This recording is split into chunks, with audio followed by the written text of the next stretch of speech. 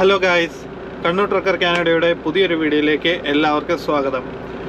അപ്പം നമ്മൾ ഇന്ന് ഒരു ഞായറാഴ്ചയാണ്. നമ്മൾ കഴിഞ്ഞ ചൊവ്വാഴ്ച നമ്മുടെ ഷിഫ്റ്റ് തീർന്നതാണ്, എന്ന് വെച്ചാൽ വീക്ക് തീർന്നതാണ്. എന്നിട്ട് നമ്മൾ നമ്മുടെ കുറച്ച് PR കാര്യങ്ങളൊക്കെ ആയിട്ട് കുറച്ച് അപ്പോയിൻമെൻറ്റും കാര്യങ്ങളൊക്കെ ഉണ്ടായിരുന്നു. അപ്പോൾ അത് കാരണം നമ്മളൊരു 2 ദിവസം എക്സ്ട്രാ ഓഫ് എടുത്തായിരുന്നു. അപ്പോൾ നമ്മൾ ബുധനും വ്യാഴം നമ്മൾ നോർമൽ ഓഫ്, പിന്നെ വെള്ളി ശനി നമ്മൾ പിന്നെ ഒരു എക്സ്ട്രാ ഓഫ് എടുത്ത് നമ്മൾ 4 ദിവസത്തെ ഓഫൊക്കെ കഴിഞ്ഞിട്ട് നമ്മൾ ഇന്ന് സൺഡേ ആണ് സ്റ്റാർട്ട് ചെയ്തത്. അപ്പം ഇന്നത്തെ ട്രിപ്പ് എന്ന് പറഞ്ഞു കഴിഞ്ഞാൽ നമ്മൾ കഴിഞ്ഞ ആഴ്ച പോയ അതേ ട്രിപ്പ് തന്നെയാണ് വരുന്നത്, മാരിയൻ അലബാമ എന്ന് പറഞ്ഞ സ്ഥലത്തേക്ക്. അപ്പോൾ നമ്മൾ രാവിലെ ഏകദേശം ഒരു 5 മണിയായപ്പോൾ സ്റ്റാർട്ട് ചെയ്തതാണ്. അപ്പോൾ നമ്മളിപ്പോൾ ഓടി ഏകദേശം നമ്മൾ എപ്പോഴും കിടക്കുന്ന ട്രക്ക് ഹെവനിലെത്തി. അവിടെ നമ്മൾ ഒരു അരമണിക്കൂർ ബ്രേക്ക് എടുക്കുകയാണ്.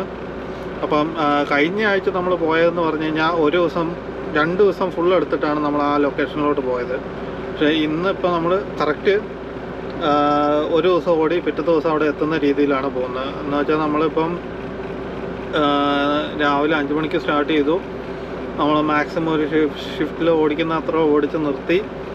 നാളെ രാവിലെ ബാക്കി 3 മണിക്കൂർ കംപ്ലീറ്റ് ചെയ്തിട്ട് നമ്മളവിടെ ഡെലിവറി സ്ഥലത്തെത്തും. അപ്പം നാളെ രാവിലെ 7 മണിക്കാണ് നമ്മുടെ അപ്പോയിൻമെൻറ്റ് വരുന്നത്. അപ്പോൾ ഞാനിപ്പോൾ പ്ലാൻ ചെയ്ത പ്രകാരം നമ്മൾ ഇതിനു മുമ്പ് ഇതേപോലെ പോയപ്പം കടന്ന പുതിയൊരു ട്രക്ക് സ്റ്റോപ്പ് ഉണ്ട്. അവിടെയോ അല്ലെങ്കിൽ അതിൻ്റെ തൊട്ടപ്പുറത്തുള്ള ഒരു ചെറിയ പൈലറ്റ് ഉണ്ട്. അവിടെ സ്ഥലം കിട്ടുവാണെങ്കിൽ അവിടെ കിടക്കാം. എന്നിട്ട് നമ്മൾ രാവിലെ എണീറ്റ് പോകാനാണ് ഇപ്പോഴത്തെ പ്ലാൻ ചെയ്തിരിക്കുന്നത്. അപ്പോൾ അങ്ങനെയാണ്. അപ്പോൾ നമ്മുടെ വീക്ക് അങ്ങനെ നമ്മൾ സ്റ്റാർട്ട് ചെയ്തു. അപ്പോൾ ഞാനിപ്പം രാവിലെ അവിടെ വന്നു കഴിഞ്ഞപ്പോൾ നല്ല ഇരുട്ടായിരുന്നു. അതുകൊണ്ട് പിന്നെ നമ്മൾ വീഡിയോ അവിടെ നിന്ന് സ്റ്റാർട്ട് ചെയ്തില്ല. ഇപ്പം നമ്മൾ ഓടി ഏകദേശം ഒരു 5 മണിക്കൂറിൻ്റെ അടുത്ത് നമ്മൾ ഓടി. അപ്പോൾ ഓടി ഇവിടെ എത്തിയതിന് ശേഷമാണ് നമ്മളിപ്പം വീക്ക് സ്റ്റാർട്ട് ചെയ്യുന്നത്. അങ്ങനെ നമുക്കിനി ഈ വീക്ക് അങ്ങ് കണ്ടിന്യൂ ചെയ്യാം. അങ്ങനെ നമ്മളിവിടുന്ന് അരമണിക്കൂർ ബ്രേക്ക് കഴിഞ്ഞ് സ്റ്റാർട്ട് ചെയ്യാണ്. ഇപ്പം ഏകദേശം നമ്മൾ 34 മിനിറ്റായി ഇവിടെ നിൽക്കുന്നത്. ഇന്നിപ്പോൾ ഞായറാഴ്ച ആയതുകൊണ്ട് വലിയ തിരക്കൊന്നുമില്ല ഈ ട്രക്ക് ഹെവനിൽ. അല്ലെങ്കിലും വലിയ തിരക്കില്ലാത്ത ട്രക്ക് ഹെവനാണ് ഇത്. പോട്ടെ.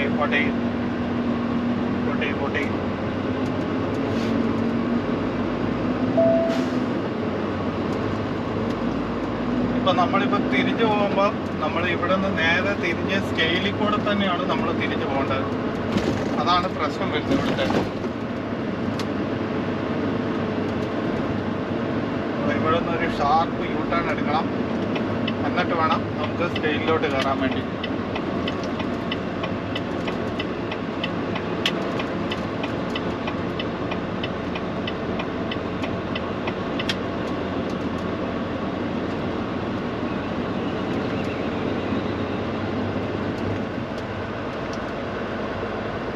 അപ്പോൾ ഈ കാണുന്നതാണ് നമ്മുടെ വെയിറ്റ് സ്റ്റേഷൻ്റെ ഓഫീസ് വരുന്നത്. ഓഫീസർമാരൊക്കെ ഇരിക്കുന്നത്.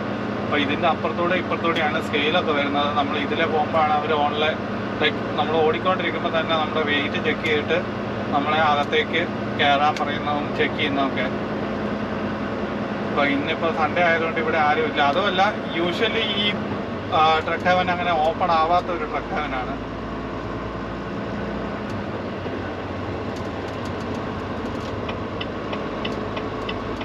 പിന്നെ നമ്മളിപ്പോൾ നേരെ ഇനിയിപ്പോൾ 71 കയറാൻ പോകുന്നത്. 71 നിന്ന് പിന്നെ നമ്മൾ ലൂയിസ്വില്ലിൽ എത്തുമ്പോഴത്തേനും നമ്മുടെ 65 കയറും. നമ്മളിപ്പോൾ 71 മറിച്ച് കഴിയുമ്പോഴത്തേനും നമ്മൾ മാക്സിമം സ്പീഡ് എടുക്കുക. ഇവിടുത്തെ എന്തായാലും സ്പീഡ് ലിമിറ്റ് 113 വരുന്നത്. പക്ഷേ നമ്മുടെ ട്രക്ക് 105 ടോപ്പാണ്. അതുകൊണ്ട് നമുക്ക് പറ്റുന്നിടത്തോളം സ്പീഡ് എടുത്തോളാം, അത്രേ ഉള്ളൂ. പിന്നെ നമ്മൾ ആ മെർജ് ചെയ്യുന്ന ഭാഗം എന്ന് പറഞ്ഞു കഴിഞ്ഞാൽ ഒരു ഇറക്കാണ് വരുന്നത് നമ്മുടെ ആ ട്രക്ക് ഹെവനിൽ നിന്ന്. അതുകൊണ്ട് കുറച്ചും കൂടെ പെട്ടെന്ന് തന്നെ സ്പീഡ് നമുക്ക് കൂടിക്കോളും. പിന്നെ നമുക്ക് അത്യാവശ്യം ഹെവി ലോഡും കൂടി ആയതുകൊണ്ട് പെട്ടെന്ന് തന്നെ അത് കൂടിക്കോളും. പിന്നെ ഈ 71 ഹൈവേ എന്നൊക്കെ പറഞ്ഞു കഴിയുമ്പോഴത്തേന് കുറച്ച് ഭയങ്കരമായിട്ട് കയറ്റ ഇറക്കവും ഒക്കെയുള്ള ഹൈവേ ആണ്. ഇപ്പോൾ നിങ്ങൾക്ക് കാണാൻ പറ്റിയ മുമ്പിൽ കാണുന്നത് ഇപ്പോൾ നല്ലൊരു ഇറക്കമാണ് വരുന്നത്. അത് കഴിഞ്ഞിട്ട് പിന്നെ ഒരു കയറ്റം. അപ്പം നമുക്ക് 120 മുകളിൽ പോയി കഴിഞ്ഞ് കഴിഞ്ഞാൽ നമുക്ക് വാണിംഗ് വരും, ഓവർ സ്പീഡ് കാര്യങ്ങൾ എന്നൊക്കെ പറഞ്ഞുകൊണ്ട്. നമുക്ക് നമ്മുടെ ലോഗ് ബുക്കിൻ്റെ അകത്ത് അപ്പം അതിൻ്റെ മുകളിൽ നമ്മൾ പോകാൻ പാടില്ല. കാരണം അത് ഒരു പരിധി കൂടുതൽ 1 മാസം അങ്ങനെ വാണിങ്ങി വന്നിട്ടുണ്ടെങ്കിൽ നമുക്ക് നമ്മുടെ കമ്പനിയിൽ നിന്ന് സേഫ്റ്റിയുടെ ബോണസും കാര്യങ്ങളൊക്കെ കട്ടാവും. അപ്പോൾ അതുകൊണ്ട് നമ്മൾ മാക്സിമം അതിൻ്റെ അടുത്ത് വരെയൊക്കെ എത്തുന്നതിന് കുഴപ്പമില്ല, അതിൻ്റെ മുകളിൽ പോകാണ്ട് സൂക്ഷിക്കുക. അതുകൊണ്ട് നമ്മൾ ഇറങ്ങുമ്പോഴത്തേക്ക് നമ്മളിപ്പോൾ പെട്ടെന്ന് എൻജിൻ ബ്രേക്ക് ഓണാക്കി, പിന്നെ പയ്യെ ബ്രേക്ക് പിടിച്ചു. പിന്നെ അധികം സ്പീഡ് കൂടുകയാണെങ്കിൽ നമുക്ക് കുറച്ച് സ്പൈക്ക് ബ്രേക്കും പിടിക്കാം. സാധാരണ സ്പൈക്ക് ബ്രേക്ക് നമ്മൾ ഓടിക്കൊണ്ടിരിക്കുമ്പോൾ ആവശ്യമില്ലാണ്ട് പിടിക്കാൻ പാടില്ലാത്തതാണ്.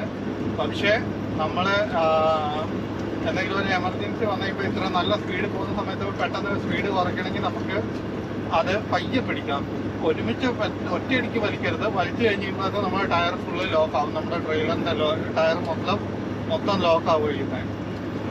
അപ്പം ഇത് പയ്യെ ഒന്ന് പിടിക്കുക. കാരണം നമ്മൾ പെഡൽ ബ്രേക്ക് മാത്രം കൊടുത്തു കഴിയുമ്പോഴത്തേനും നമുക്ക് നമ്മുടെ ട്രക്കിൻ്റെ ബ്രേക്കാണ് പിടിക്കുന്നത്. ട്രെയിലറിന് ചെറുതായിട്ടേ പിടിക്കുള്ളൂ.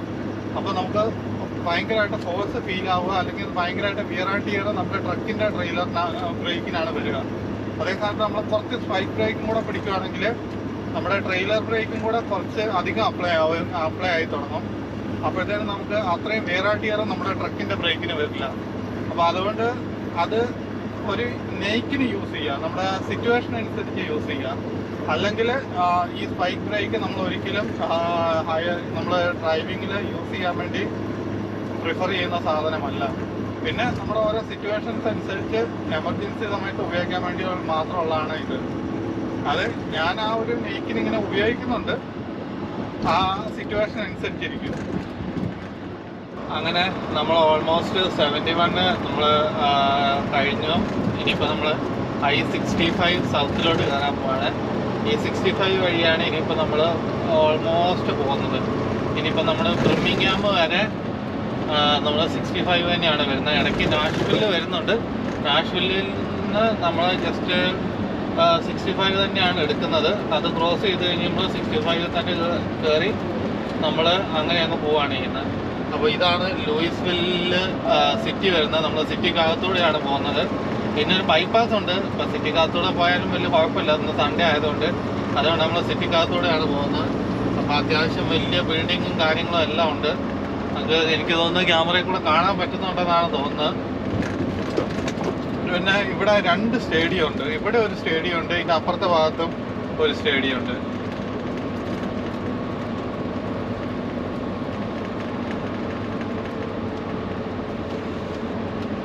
അത്യാവശ്യം നല്ല വൃത്തിയുള്ള സ്ഥലമാണ്. ഇപ്പോൾ എനിക്ക് തോന്നുന്നു പുതിയതായിട്ട് പണി കഴിഞ്ഞ സിറ്റി ആയതുകൊണ്ടാണെന്ന് തോന്നുന്നു. പണി കഴിഞ്ഞ സിറ്റി അല്ല, പണി കഴിഞ്ഞ മറ്റേ ഏരിയ ആയതുകൊണ്ടാണെന്ന് തോന്നുന്നു. നല്ല വൃത്തിയുണ്ട്. വരകളും കാര്യങ്ങളും, റോഡിൻ്റെ വരകളും കാര്യങ്ങളൊക്കെ ആണെങ്കിൽ നീറ്റാണ്. എല്ലാം നല്ല ഭംഗിയുണ്ട് കാണാൻ.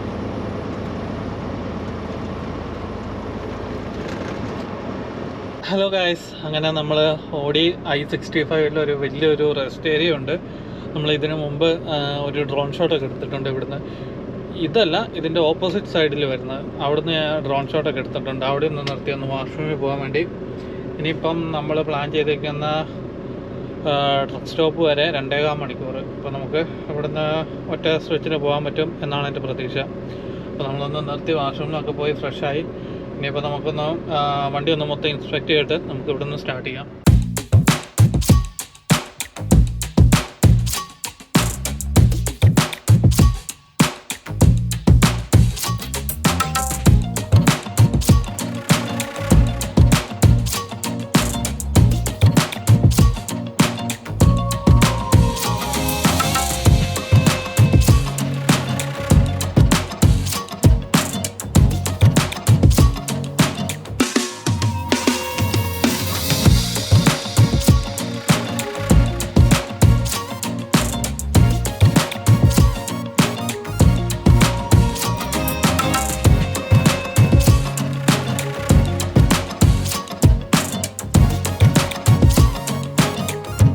ഹലോ ഗായ്സ്, അപ്പം നമ്മൾ ഇന്നത്തെ ഓട്ടമെല്ലാം കഴിഞ്ഞു.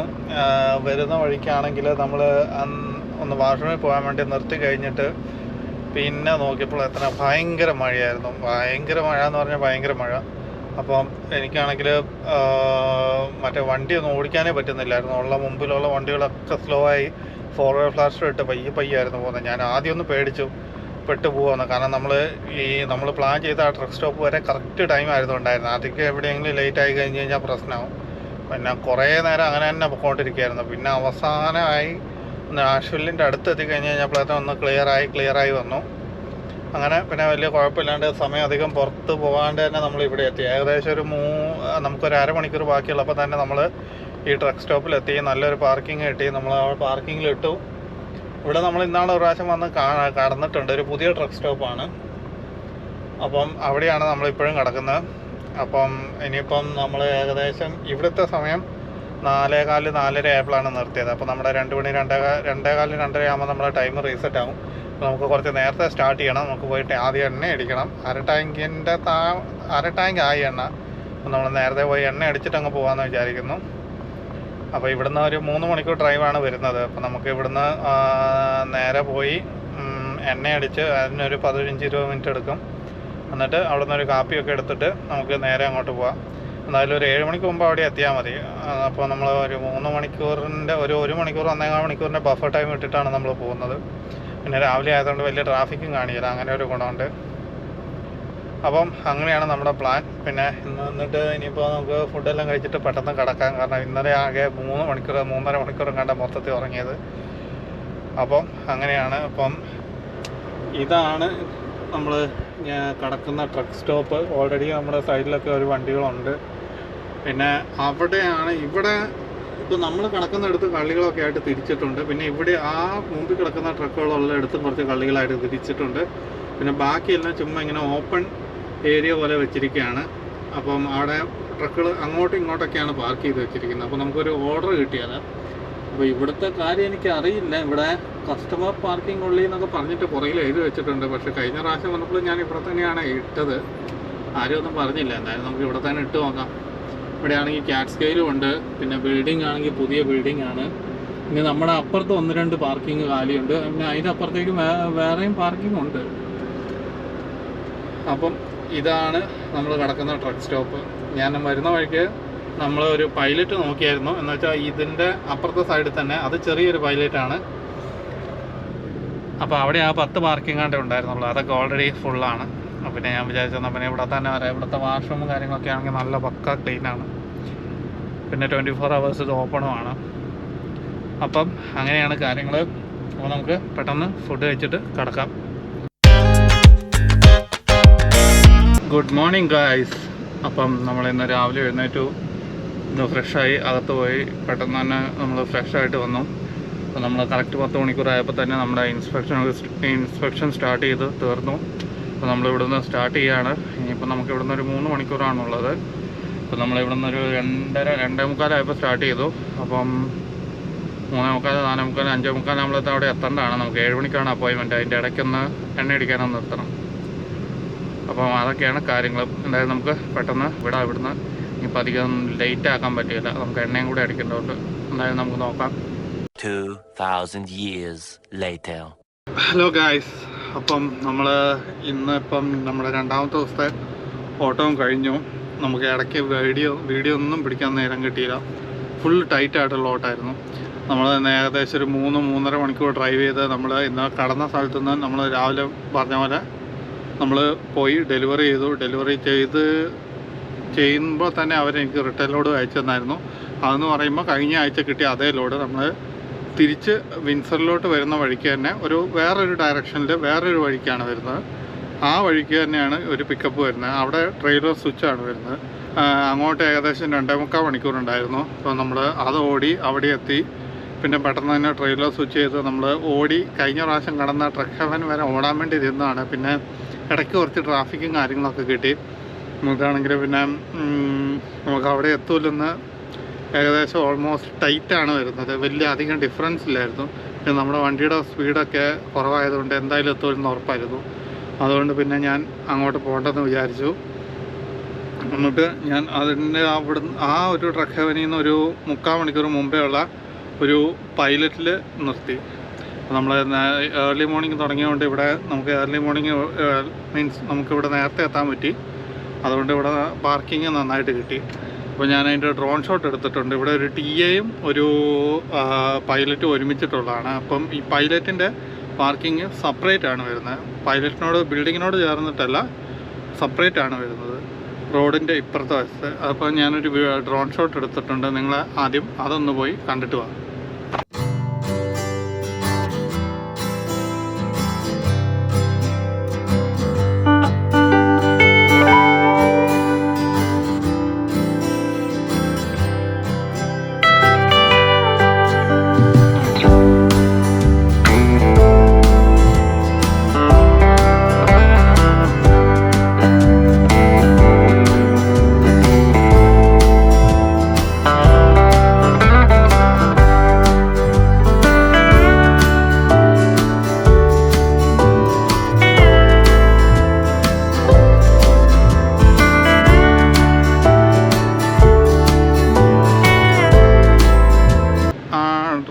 വലിയ കുഴപ്പമില്ല അല്ലേ.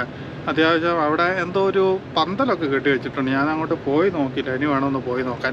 ആ TA പമ്പിൻ്റെ മുമ്പിൽ എന്തോ പന്തൽ പോലെയൊക്കെ എന്തൊക്കെ കെട്ടി വെച്ചിട്ടുണ്ട്. പിന്നെ പൈലറ്റിൻ്റെ അകത്ത് റിവ്യൂസൊക്കെ നല്ലതാണെന്നാണ് പറഞ്ഞത്. ഞാനിപ്പോൾ ജസ്റ്റ് പാർക്ക് ചെയ്തേ ഉള്ളൂ. ഇനിയിപ്പോൾ നമുക്കൊന്ന് അകത്ത് പോയി നോക്കണം. അകത്താണെങ്കിൽ സബ്വേയും കാര്യങ്ങളൊക്കെ ഉണ്ട്. പിന്നെ നമ്മുടെ അടുത്ത് ഫുഡ് ഓൾറെഡി ഉള്ളതുകൊണ്ട് ഇനിയിപ്പം കുഴപ്പമില്ല. പിന്നെ ഇനിയിപ്പോൾ നമുക്ക് നാളെ രാവിലെ ഒരു 2:30 ആകുമ്പോഴത്തേക്കും നമ്മുടെ ടൈം റീസെറ്റ് ആവും. നമുക്ക് നോക്കാം. നമുക്ക് പയ്യെ പോയി കുളിച്ച് ഫ്രഷൊക്കെ ആയിട്ട് നമുക്ക് പയ്യെ അങ്ങോട്ട് വിടാം. കുറച്ച് ലേറ്റ് ആയാലും വലിയ കുഴപ്പമൊന്നുമില്ല. ഇവിടുന്ന് 3 മണിക്കൂർ സിൻസിനാട്ടി, അവിടുന്ന് 4 മണിക്കൂർ വിൻസർ. അപ്പോൾ 4 3 7 മണിക്കൂറാണ് വരുന്നത്. അപ്പം നമ്മളൊരു 2:30 ടൈം ഇട്ടാലും 3:30 ഇട്ട് കഴിഞ്ഞാൽ ഒരു 6 7 മണിയൊക്കെ ആകുമ്പോഴത്തേക്ക് നമുക്ക് സിൻസിനാട്ടി എത്താം. അപ്പോൾ വലിയ തിരക്കില്ലാണ്ട് നമുക്ക് ക്രോസ് ചെയ്യാൻ പറ്റുമെന്നാണ് ഞാൻ പ്രതീക്ഷിക്കുന്നത്. നമുക്ക് എന്തായാലും അതിനനുസരിച്ച് നമുക്ക് രാവിലെ എണീക്കുന്നതനുസരിച്ച് നമുക്ക് കുളിച്ച് ഫ്രഷായിട്ട് പോവാം. അപ്പോൾ അത്രയേ ഉള്ളൂ. നമുക്ക് എന്നാൽ പിന്നെ പെട്ടെന്ന് തന്നെ ഫുഡ് കഴിച്ചിട്ട് കടന്നുറങ്ങാം. എന്നിട്ട് ബാക്കി നമുക്ക് നാളെ രാവിലെ കാണാം. Good morning guys. അപ്പം നമ്മൾ രാവിലെ 2:30 ആയപ്പോൾ നമ്മുടെ ടൈം റീസെറ്റ് ആയതായിരുന്നു. പക്ഷേ ഇന്നലെ നമ്മൾ നേരത്തെ എണീറ്റുകൊണ്ട് നല്ല ഉറക്ക ക്ഷീണമായിരുന്നു. അപ്പോൾ നമ്മൾ കുറച്ചും കൂടെ അധികം കടന്നുറങ്ങി. അപ്പോൾ നമ്മളൊരു 3:30 ആയപ്പോൾ എണീറ്റു. 3:30 അല്ല, ഒരു 2:45 ആയപ്പോഴാണ് ഞാൻ എണീറ്റത് തന്നെ. എന്നിട്ട് പിന്നെ പോയി കുളിച്ച് ഫ്രഷായിട്ട് വന്നു. ഒരു 4 മണി 4:15 ആയപ്പോഴത്തേനും ഇൻസ്പെക്ഷനൊക്കെ ഇട്ടു. ഇൻസ്പെക്ഷൻ കഴിഞ്ഞു. നമ്മളിനിയിപ്പോൾ ഇവിടുന്ന് സ്റ്റാർട്ട് ചെയ്യുകയാണ്. ഇവിടുന്ന് 7 മണിക്കൂറാണ് കമ്പനി വരെ പറയുന്നത്. ഉച്ചയാകുമ്പോൾ എത്തുമെന്നാണ് കമ്പനി അവകാശപ്പെടുന്നത്. നമുക്ക് നോക്കാം. എന്തായാലും അതിൻ്റെ 1/2 മണിക്കൂർ ബ്രേക്ക് എടുക്കണം.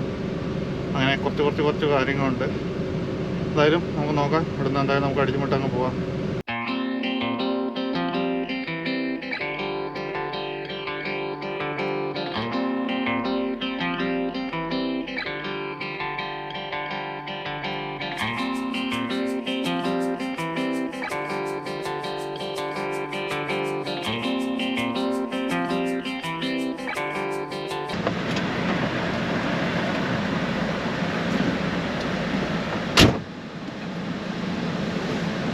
അങ്ങനെ നമ്മൾ ഏകദേശം ഒരു 3 മണിക്കൂർ ഡ്രൈവ് ചെയ്തു.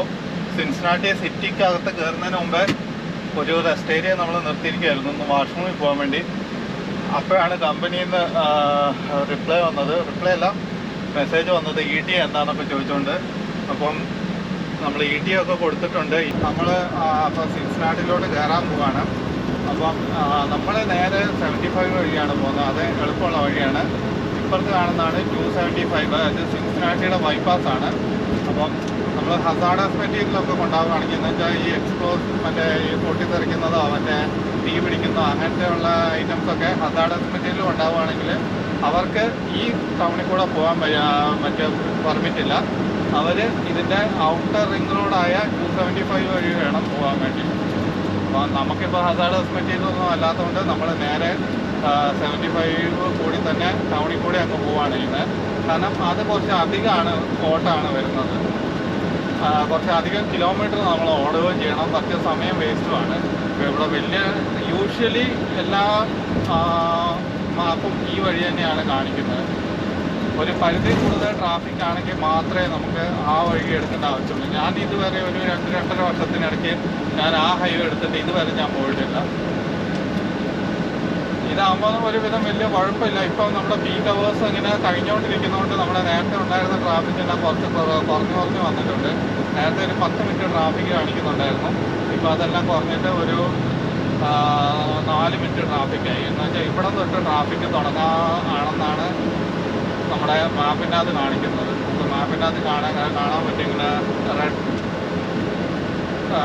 റെഡ് കളറിൽ എവിടെ തൊട്ട് എവിടെ വരെ ട്രാഫിക് ഉണ്ടെന്നുള്ള കാര്യം, എത്ര മിനിറ്റ് നേരം സ്ലോ ആണെന്നുള്ള കാര്യം. അപ്പോൾ നേരത്തെ ഒരു 10-12 മിനിറ്റ് കാണിക്കുന്നുണ്ടായിരുന്നു, ഇപ്പോൾ ആകെ 4 മിനിറ്റ് കാണിക്കുന്നുള്ളൂ. അപ്പോൾ നമ്മൾ സ്ലോ ആകുമ്പോഴത്തേനും പെട്ടെന്ന് തന്നെ നമ്മൾ ഫോർവേഡ് ഫ്ലാഷ് ഓൺ ആക്കിക്കോണം പുറകിൽ നിന്ന് വരുന്ന വണ്ടികൾക്ക് വേണ്ടി. എന്നിട്ട് നമ്മൾ ഇത് നോക്കിയിട്ട് എത്രയും പെട്ടെന്ന് തന്നെ നമ്മൾ സ്ലോ ആക്കിക്കോണം. കാരണം നമ്മുടെ വണ്ടിക്കകത്ത് നമ്മുടെ വണ്ടി ഹെഡും ടൈലും സെപ്പറേറ്റ് ആയതുകൊണ്ട് ബ്രേക്ക് പിടിച്ചൊന്ന് നിൽക്കാൻ സമയമെടുക്കും.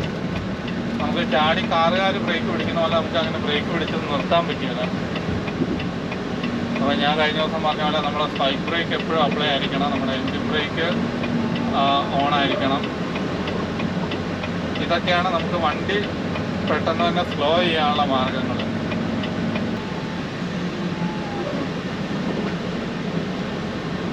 ഇവിടെ ആക്സിഡൻ്റ് ആയി, വണ്ടി ഇടിച്ച്.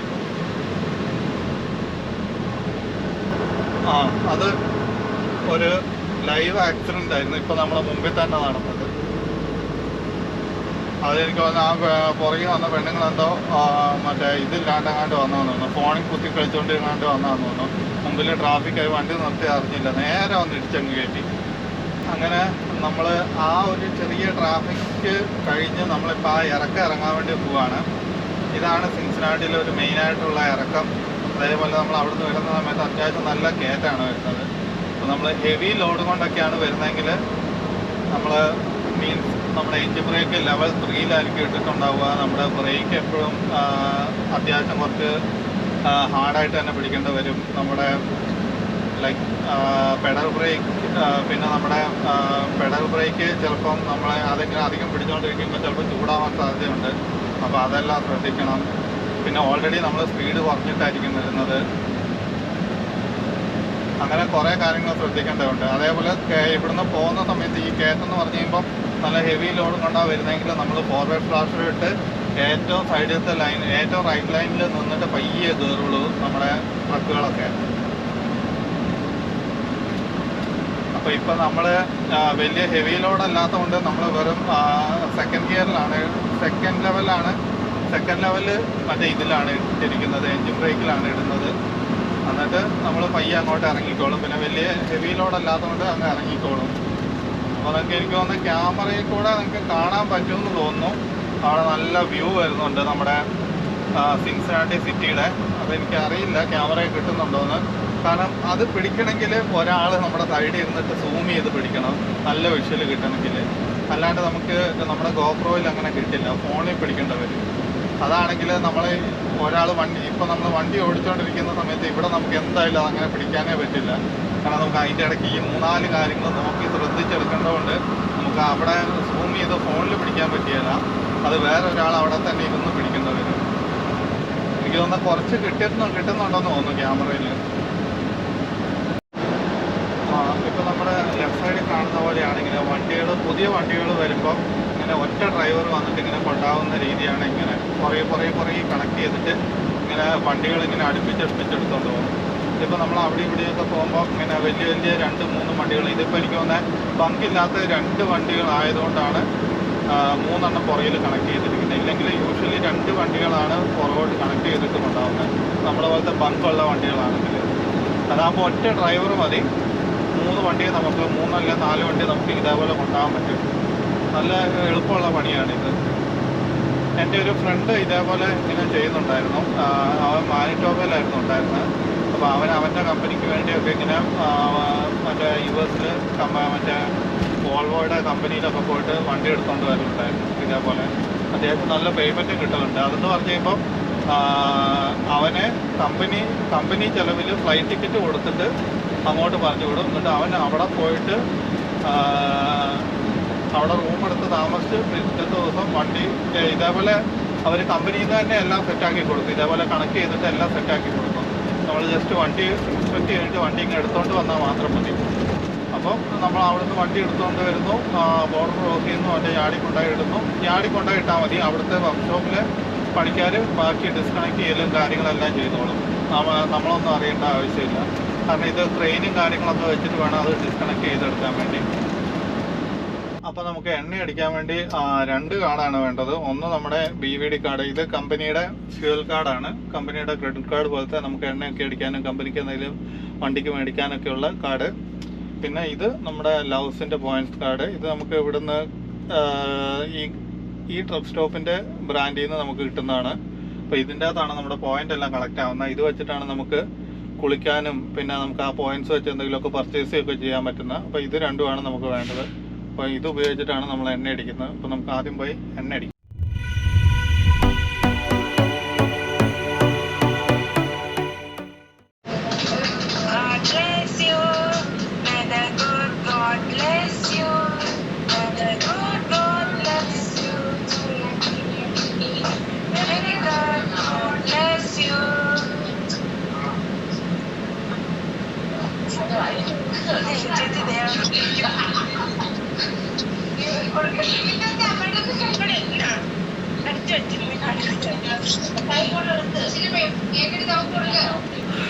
വീട്ടിൽ എൻ്റെ മമ്മിയുടെയും പപ്പയുടെയും 32ാമത്തെ വെഡിങ് ആനിവേഴ്സറിയാണ്. അപ്പോൾ അന്ന് സർപ്രൈസായിട്ട് ഞങ്ങൾ പപ്പേൻ്റെ അനിയൻ്റെയും ചേട്ടൻ്റെയൊക്കെ ഫാമിലീസിനൊക്കെ വിളിച്ചായിരുന്നു. അപ്പോൾ ഞങ്ങൾ സർപ്രൈസായിട്ട് ഫുഡൊക്കെ ഓർഡർ ചെയ്തായിരുന്നു.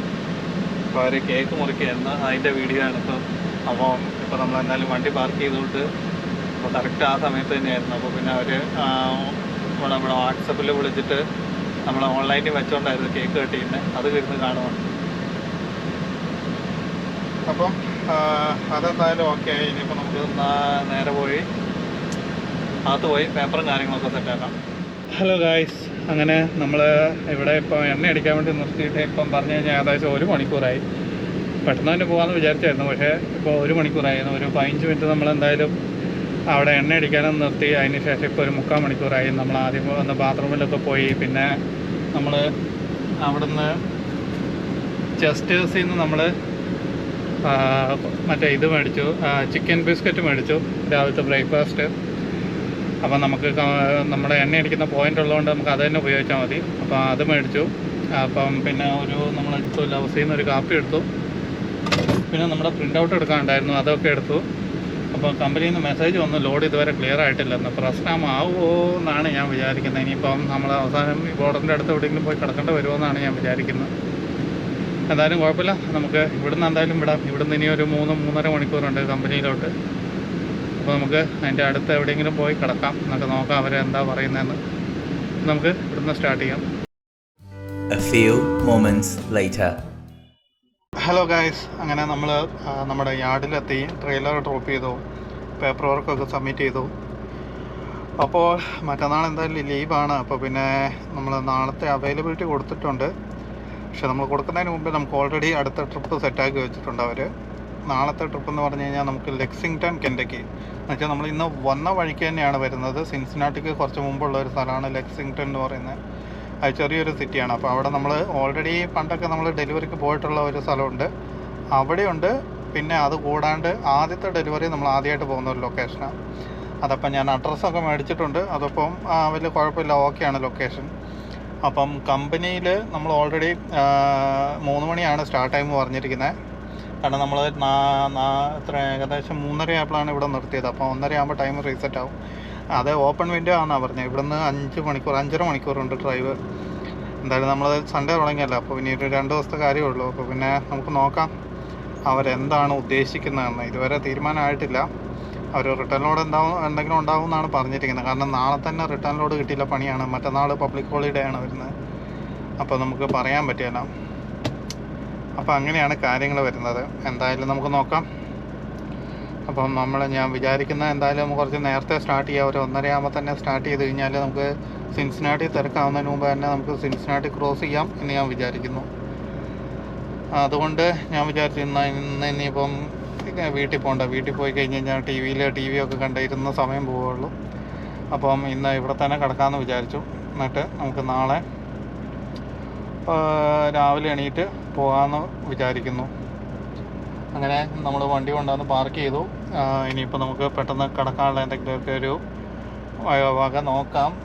ഞാൻ ഫുഡ് ഓർഡർ ചെയ്യണോ വേണ്ടയോ എന്നിങ്ങനെ ഒരു ഡൗട്ടിൽ ഇങ്ങനെ ഇരിക്കുകയാണ്. എന്തായാലും നമ്മുടെ അടുത്ത് ആവശ്യത്തിലേറെ ഫുഡ് ഇരിപ്പുണ്ട്. നോക്കാം. എന്തായാലും നമുക്ക് ഇനിയിപ്പം നാളെ രാവിലെ കാണാം. ഞാൻ പെട്ടെന്ന് എന്തെങ്കിലുമൊക്കെ കഴിച്ചിട്ട് കിടക്കാൻ വേണ്ടി നോക്കട്ടെ. അപ്പോൾ അത്രയേ ഉള്ളൂ. എല്ലാവർക്കും ഗുഡ് നൈറ്റ്.